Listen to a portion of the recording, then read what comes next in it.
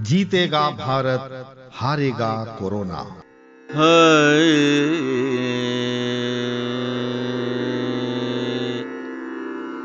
Corona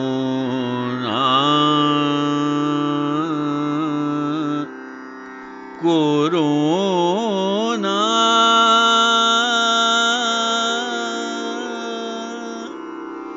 corona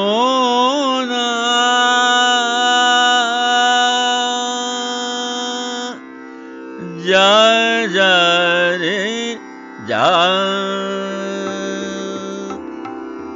corona जा जा रे जा रे जा रे जा, कोरोना जा जा रे जा रे जा रे जा, कोरोना जा जा रे जा रे जा रे जा। कहाँ से आया, कहाँ से आया, कहाँ से आया तू दुनिया से जा, कोरोना जा जा रे जा रे जा रे जा, कोरोना जा जा रे जा रे जा रे जा। प्रस्तुत है कोरोना से संघर्ष पर केंद्रित आकाशवाणी गोरखपुर की ये प्रस्तुति। कहाँ से आया तू दुनिया से जा, कोरोना जा जा रे जा रे जा रे जा, कोरोना जा जा रे जा रे जा रे जा। श्रोताओं नमस्कार। हारेगा कोरोना, जीतेगा भारत का एक नया अंक आपके सामने प्रस्तुत है। आज के इस कार्यक्रम में हम आपको लॉकडाउन के दौरान साहित्य के महत्व पर एक बातचीत सुनाएंगे, जिसमें प्रसिद्ध साहित्यकार और दीनदयाल उपाध्याय गोरखपुर विश्वविद्यालय के हिंदी के पूर्व विभागाध्यक्ष प्रोफेसर रामदरस राय से हम बातचीत करेंगे। उनसे जानेंगे कि उन्होंने लॉकडाउन के दौरान मिले अवकाश का किस प्रकार सदुपयोग किया, क्या उन्होंने साहित्य सृजन किया, कौन सा उन्होंने साहित्य का रसास्वादन किया। साथ ही साथ हम आपको छविलाल पाल और साथियों की आवाज में लोकगीत भी सुनाएंगे। लेकिन कार्यक्रम की शुरुआत करते हैं डॉक्टर रामदरस राय के साथ टेलीफोन लाइन पर की गई इस बातचीत के साथ। श्रोताओं नमस्कार।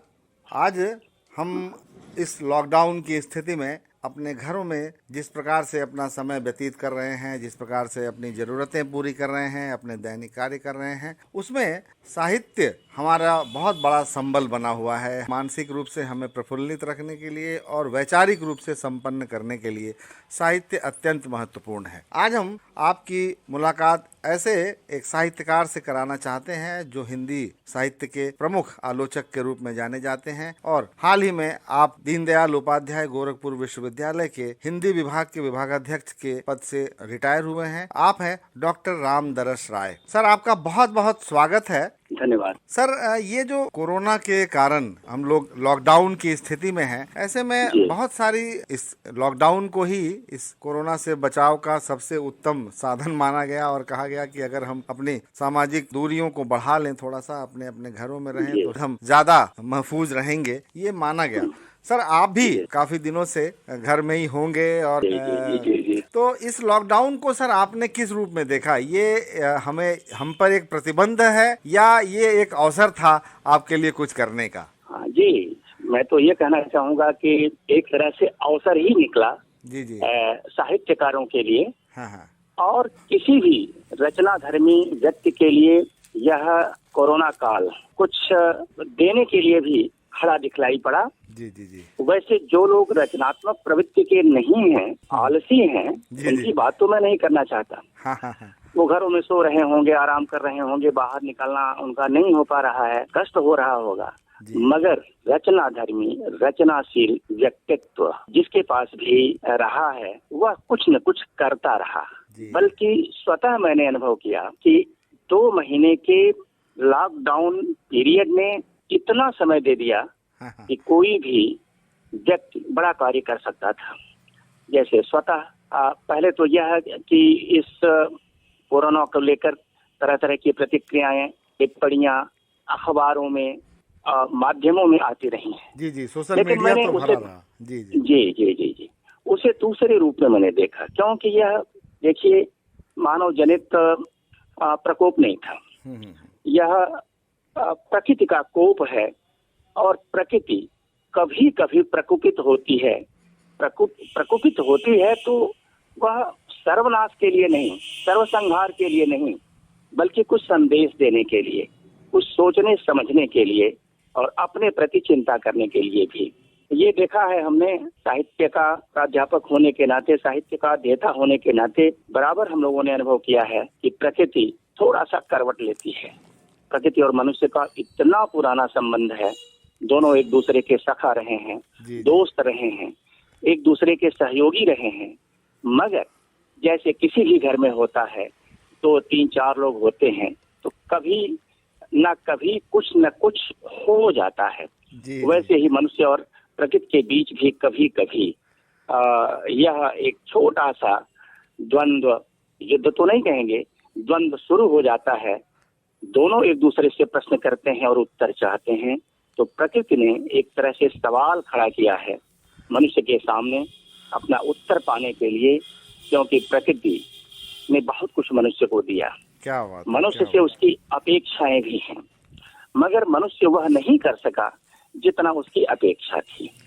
और परिवर्तन तो होता रहता है। एक स्वाभाविक तौर पर मैं आपसे बतलाऊं कि इसके पहले भी कई रूपों में प्रकृति ने अपना करवट बदला था। कभी हैजा के रूप में, कभी प्लेग के रूप में, चेचक के रूप में, इंसेफेलाइटिस के रूप में, भूकंप के रूप में, चक्रवात के रूप में, बाढ़, सूखा, अकाल, उल्कापात, जाने कितने कितने रूपों में उसने समय समय पर करवट बदला है। जी। लेकिन मनुष्य की जिजीविसा देखिए कि मनुष्य थोड़ा सा सहम जाता है, लेकिन डरा कभी नहीं। कारण कि उसके पास एक जो जिजीविसा है, भीतर की इच्छा शक्ति है, वह कभी मरी नहीं, समाप्त नहीं हुई। और जब कभी वह मनुष्य थोड़ा सा घायल हुआ, उठ खड़ा हुआ और प्रकृति से संवाद करते हुए उसने प्रकृति के कोप पर विजय प्राप्त की। तो ये जो कोरोना पीरियड है, 2 महीना बीत गया लगभग। इस बीच मेरे जैसे साहित्यकार और भी तमाम हैं, सबने कुछ न कुछ किया। मैंने स्वतः अध्ययन करता रहा और एक बड़ा रचनात्मक कार्य है पूरा कर लिया। जी, हमारे श्रोताओं को भी बताएं सर, क्या वो रचनात्मक कार्य पूरा हुआ है? जी। इधर मैं थोड़ी उसके पृष्ठभूमि बतला दूं कि गोरखनाथ मंदिर से एक पत्रिका प्रकाशित होती है, योगवाणी। जी। वर्षों से उससे मैं जुड़ा हुआ हूँ, एक पाठक के रूप में और एक लेखक के रूप में, बल्कि कह सकते हैं कि नियमित लेखक के रूप में मैं उससे जुड़ गया। और वो पत्रिका तो केंद्रित है अध्यात्म पर, धर्म को लेकर, संस्कृति को लेकर, साहित्य भी उसमें रहता है। जी। लेकिन जब से मेरे जैसे लोग उससे जुड़े, उस पत्रिका को साहित्योन्मुखी भी बनाने की कोशिश की गई। यानी कि साहित्य से जुड़े तमाम आलेख भी उसमें प्रकाशित होते हैं, जैसा कि मेरा भी कई आलेख साहित्य केंद्र थी उसमें है। जी। उस पत्रिका से जुड़ने के बाद संपर्क में मैं आ गया धीरे धीरे नाथ चिंतन को लेकर, नाथ पंथ को लेकर, गोरक्ष पीठ को लेकर। और मेरे मन में आया कि नाथ पंथ इतना बड़ा पंथ, योग दर्शन, अध्यात्म दर्शन, जिस पर लिखा पढ़ा भी कम नहीं गया है, शोध कार्य भी बहुत हुए, लेकिन उसका प्रचार प्रसार कम रहा। जिस ढंग से चाहिए उसे अध्ययन, अध्यापन और शोध का विषय बनना, वो नहीं हो सका। इसको ध्यान में रखते हुए मैंने नाथ पंथ और नवनाथ को लेकर 2 महीने में ही धीरे धीरे लगभग 250 पृष्ठ की, यद्यपि अभी किताब वो छपी नहीं है, प्रकाशन के लिए जाना है, एक किताब तैयार कर ली। क्या बात है। किताब का शीर्षक भी अभी अंतिम रूप नहीं ले सका है, द्वंद्व बना हुआ है कि क्या उसे शीर्षक दिया जाए। शीर्षक मिल जाएगा, किताब छपने चली जाएगी। एक तो यह कार्य मैंने किया। दूसरा यह भी लगता रहा कि बहुत कुछ महत्वपूर्ण ग्रंथ जो उपन्यास के रूप में थे, मेरी इच्छा थी कि पढ़ता, मगर समय नहीं मिल पाता था, अध्यापकीय जीवन होने के नाते, दूसरे ढंग की व्यस्तता के नाते, और इधर घरों में पड़ा रहने के कारण, अपने ही परिषद में एक तरह से पड़ा रहने के कारण पर्याप्त समय मिला और 7-8 घंटे अध्ययन का अवसर भी। तो इस बीच मैंने कुल 4 उपन्यास पढ़ डाले। क्या बात है सर, क्या बात है। कौन कौन से उपन्यास थे सर? एक प्रसिद्ध मराठी उपन्यासकार हैं शिवाजी सावंत। शिवाजी सावंत के कई उपन्यास, मगर 2 उपन्यास अधिक चर्चित। एक युगंधर जो कृष्ण पर केंद्रित है, और दूसरा मृत्युंजय जो शिव शंकर पर केंद्रित है। इन दोनों उपन्यासों को, और बड़े उपन्यास हैं, करीब 600-700 पृष्ठ वाले दोनों उपन्यास, दोनों को मैंने पढ़ लिया। क्या बात। मूल पाठ तो इसका मराठी में है, मगर इसका हिंदी अनुवाद आया, हिंदी अनुवाद ही मैंने पढ़ा। दोनों उपन्यासों ने मुझे बड़ा संतोष दिया। जी। उसके बाद एक महत्वपूर्ण उपन्यास, आप सभी लोग जानते होंगे अमीश जी को। अमीश जी ने तो बहुत सारे उपन्यास लिखे, राम पर केंद्रित और पौराणिक पात्रों पर केंद्रित। उनका एक उपन्यास इधर आया, मिथिला की योद्धा सीता। सीता पर केंद्रित उपन्यास है, लेकिन उन्होंने शीर्षक रखा है मिथिला की योद्धा सीता। को पढ़ने के बाद सीता का जो पारंपरिक स्वरूप, चरित्र, पौराणिक वृत्त अब तक मेरे मन में था, उसमें थोड़ा परिवर्तन भी करते हुए इस उपन्यासकार ने बड़ा आकर्षक उपन्यास बनाया है। एक तो ये पढ़ लिया। जी। फिर उसके बाद एक और उपन्यास की शक्ल में आया ये अमृतलाल नागर का महाभारत। क्या बात है। महाभारत तो बड़ा पुराना और प्रसिद्ध ग्रंथ है, मगर उसकी कथा को करीब 250 पृष्ठों में अमृतलाल नागर जैसा उपन्यासकार या कथाकार अगर लिख रहा होगा तो आप कल्पना कर सकते हैं कैसा लिखा होगा। इसको मैंने पढ़ लिया। इन चारों उपन्यासों ने मुझे बहुत प्रेरित किया। जबकि मैं भाषा का ही प्राध्यापक रहा हूँ, भाषा थोड़ी सी ठीक ठाक है भी, मगर चारों उपन्यासों ने मेरी भाषा को और दुरुस्त किया, मेरी साहित्यिक समझ को विराट फलक दिया। यह कार्य मैंने इस बीच किया। और मैं आपको बतलाऊं, इस बीच कई एक लंबित कार्य थे साहित्य से जुड़े हुए। 4-5 कृतियां मेरे पास पड़ी हुई थी, कविता की और निबंधों की, साहित्यकारों द्वारा जो मुझे दी गई थी। और ये उनकी अपेक्षा थी कि उसकी मैं समीक्षा करूं। कुछ पांडुलिपियां भी आई कि जिसकी भूमिका मैं लिखूं। तो मैंने 4-5 ऐसा भी कार्य संपन्न किया। कुछ पांडुलिपियों को देखकर उसकी भूमिका लिखी, कुछ ग्रंथों को पढ़कर उसकी समीक्षा लिखी। ये कार्य पूरे किए गए। मगर इतना ही महत्वपूर्ण नहीं, महत्वपूर्ण मेरे लिए जो सुखद था, संतोष का विषय बना कि वो नाथ पंथ को लेकर के जो मैंने कार्य किया है। हम नहीं कहने जा रहे हैं कि नाथ पंथ पर आने वाला ये कार्य मेरा पहला कार्य। बहुत सारे कार्य इस पर हुए, आचार्य हजारीप्रसाद द्विवेदी से लेकर के और आचार्य परशुराम चतुर्वेदी और पुराने जितने भी आचार्य साहित्यकार रहे हैं, बाद के लोगों ने भी कुछ कार्य किया, शोध कार्य किया। मगर इसको नए ढंग से मैंने प्रस्तुत करने की कोशिश की है। ना कोई इसमें क्रमिक इतिहास मिलेगा, ना कोई कथा का क्रमिक आस्वाद दिखलाई पड़ेगा। रेखा चित्र की पद्धति में इस ग्रंथ को मैंने तैयार करने का प्रयास किया है, नए ढंग से तैयार करने का प्रयास किया है।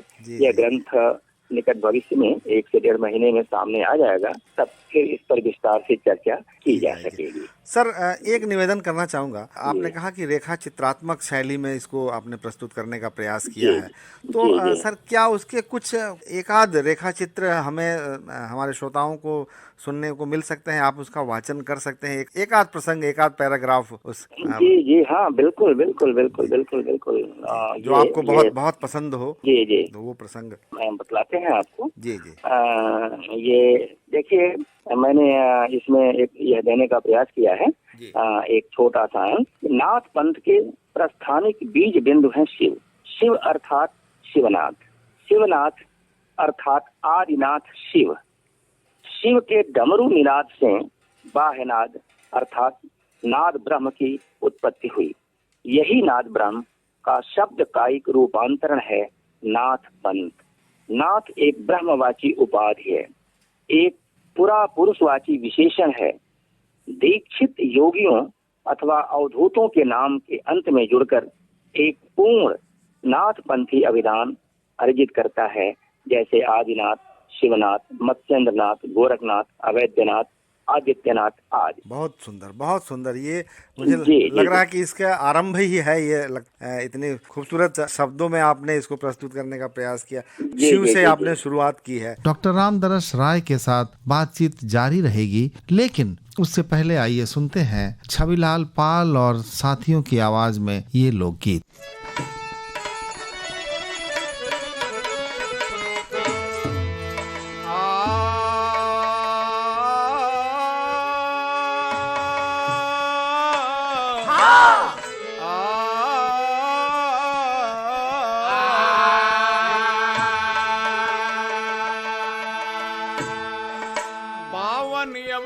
राम के नगरी हमें घुमाई देता ना।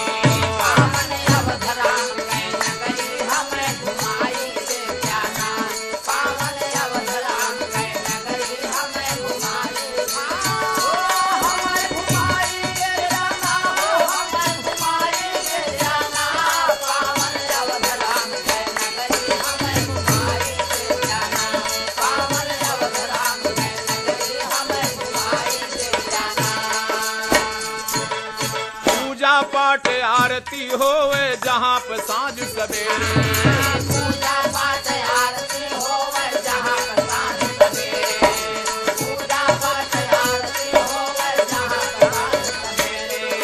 लक्ष्मण राम गुप्तार घाटियो घाट बहुत हैं तेरे, लागे जहाँ नहावन सरजू में नहवाई दे जाना।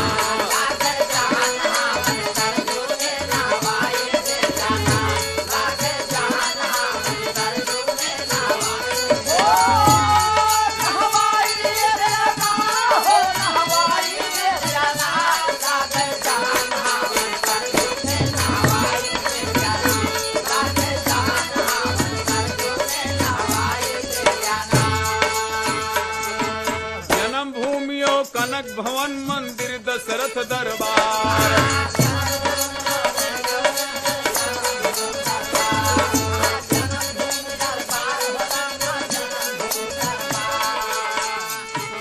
बुद्ध जैन के त्याग तपस्या नागेश्वर करतार, दर्शन हनुमान के गढ़ी पे हमें कराई दे जाना।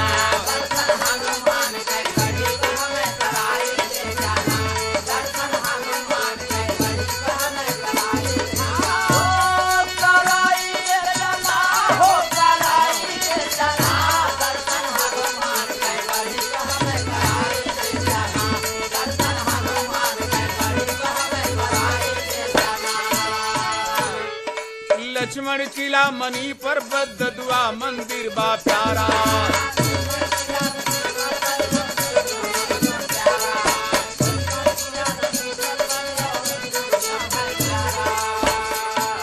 मनी राम रघुनाथ दास के सुंदर बनाय अखाड़ा, तुलसी बाड़ी राम की पैड़ी पे टहराई दे जाना।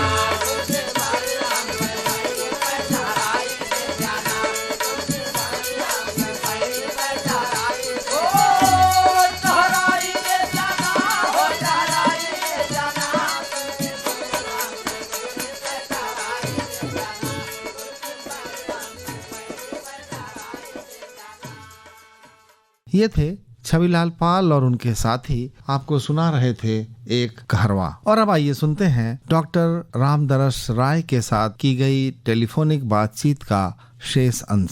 सर, नाथ पंथ यूं तो मध्यकालीन हमारे साहित्य का बहुत महत्वपूर्ण क्षेत्र रहा है, आपको नाथ पंथ की कौन सी बात सबसे ज्यादा प्रभावित करती है सर? जी जी जी, देखिए, नाथ पंथ का यह है कि नाथ पंथ के प्रवर्तक गुरु गोरक्षनाथ जी माने जाते हैं। जी जी। और गोरखनाथ जी शिव के अवतार कहे गए हैं, शिव के रूप में उन्होंने जन्म लिया।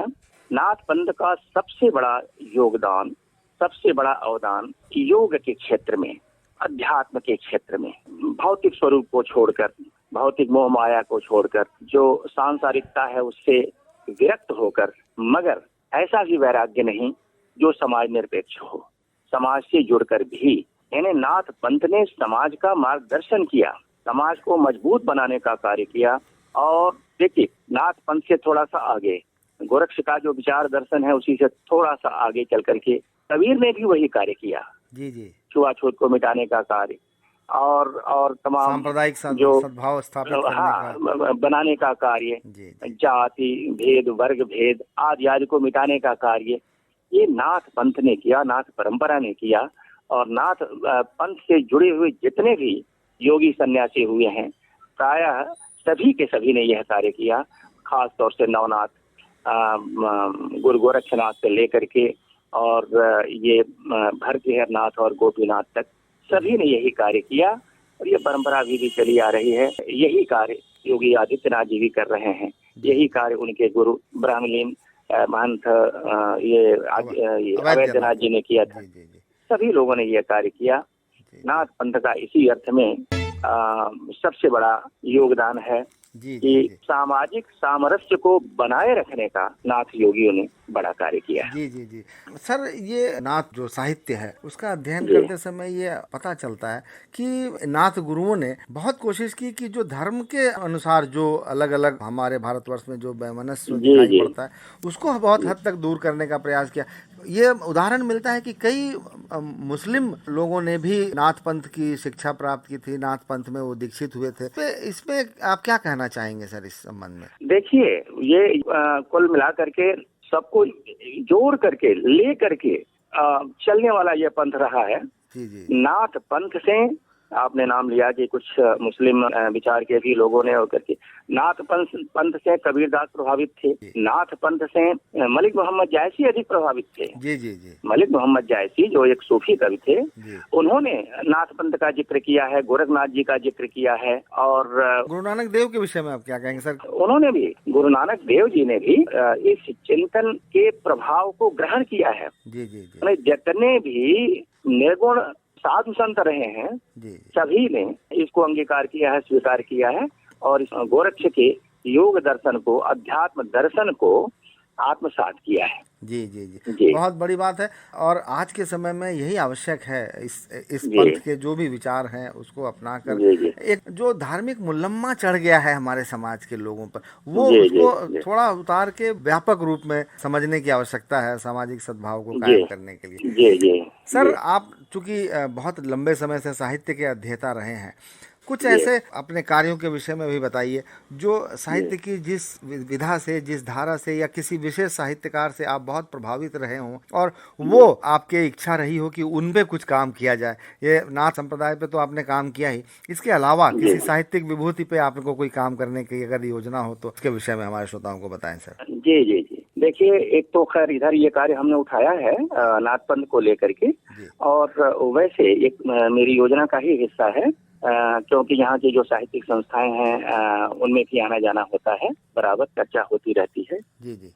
मेरे मन में है कि इस पूर्वांचल की जो महत्वपूर्ण मनीषा है, साहित्यकार मनीषा है, उनको केंद्र में रखते हुए एक नया इतिहास लिखा जाना चाहिए। क्या बात। गोरखनाथ जी यहीं से जुड़े रहे हैं, कबीर दास यहीं से जुड़े रहे हैं, प्रेमचंद जी का भी संबंध यहाँ से रहा है, और ये बुद्ध भी अगर देखें तो जी जी जी जी बिल्कुल ठीक नाम आपने लिया। ये बुद्ध का की ये धरती रही है, फिराक की ये धरती रही है, और तमाम बड़े बड़े साहित्यकार यहाँ से जुड़े रहे हैं।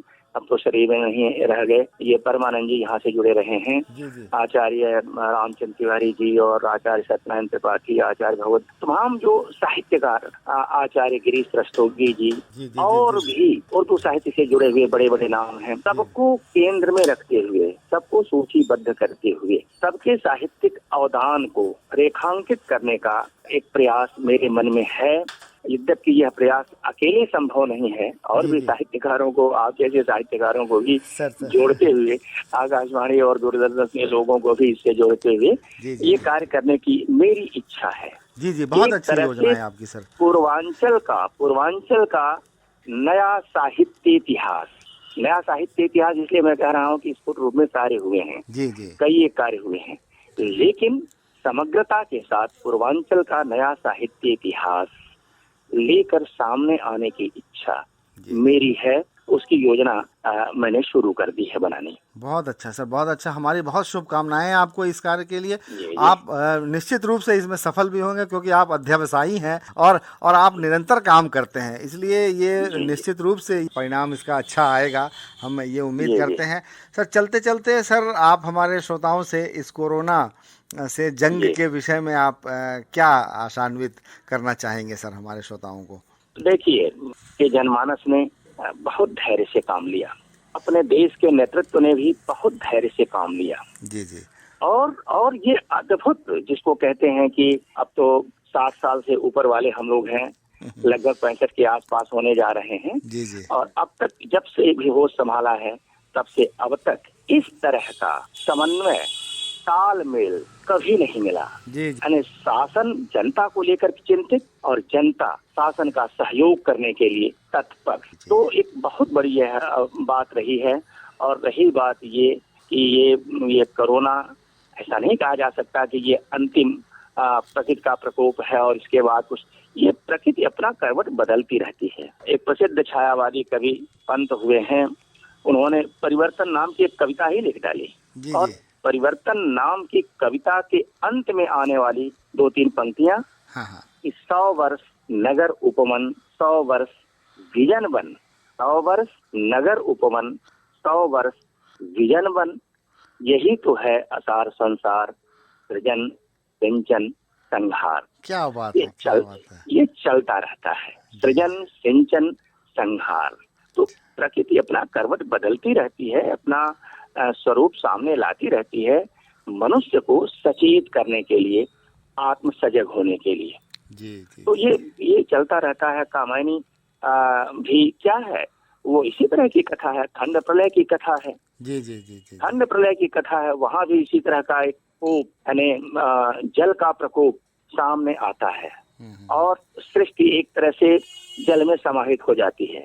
मगर जैसा मैंने पहले कहा, फिर दोहरा रहा हूँ कि मनुष्य की जिजीविषा अदम्य बनी रहती है और वह उसे फिर से खड़ा कर देती है। मनु टूट चुके थे मगर श्रद्धा नहीं टूटी थी। मनु निराश हो चुके थे, चिंता मग्न थे कि अब क्या होगा, लेकिन श्रद्धा, जिसको एक स्त्री के रूप में कल्पित किया गया है, वह पुनः खड़ी होती है और मनुष्य को, मन को सचेत करती है, ये कहते हुए हार बैठे जीवन का दांव, जीतते मरकर जिसको वीर। क्या बात। मन उठ खड़े होते हैं और यह भी संकेत देती है कि सर्ग इच्छा का है परिणाम। कुछ सोचो तभी कुछ कर पाओगे। मनु 2 कदम आगे बढ़ते हैं, श्रद्धा भी 2 कदम आगे बढ़ती है और फिर नई सृष्टि का निर्माण। इसी तरह से ये जो पीरियड आया, 2 महीना बीत गया, और भी 1-8 महीना इस तरह का चल सकता है। इससे मनुष्य थोड़ा सा थका जरूर, मगर मनुष्यता तो कतई नहीं थकी। मनुष्यता ने, भारतीय मनुष्यता ने, मानवता ने जो जिस विशाल हृदय का परिचय दिया है, इसके बारे में एक ही बात मैं कहना चाहूंगा, न भूतो न भविष्यत।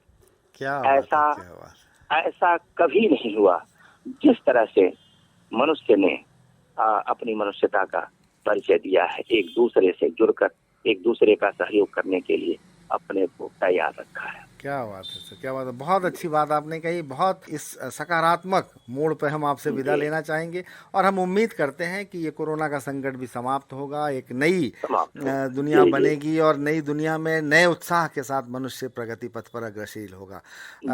आपने सर हमसे बातचीत की टेलीफोन के माध्यम से और इतनी अच्छी बातें बताई अपनी साहित्यिक योजनाओं के विषय में, अपने साहित्यिक कार्यों के विषय में, और साथ ही साथ लोगों के अंदर एक जो सकारात्मक भाव आपने भरा है, आपका बहुत बहुत धन्यवाद सर हमसे बात करने के लिए। ये थे प्रसिद्ध हिंदी आलोचक और साहित्यकार डॉक्टर रामदरस राय। कार्यक्रम के अंत में आइए सुनते हैं छविलाल पाल और साथियों की आवाज में एक और लोकगीत।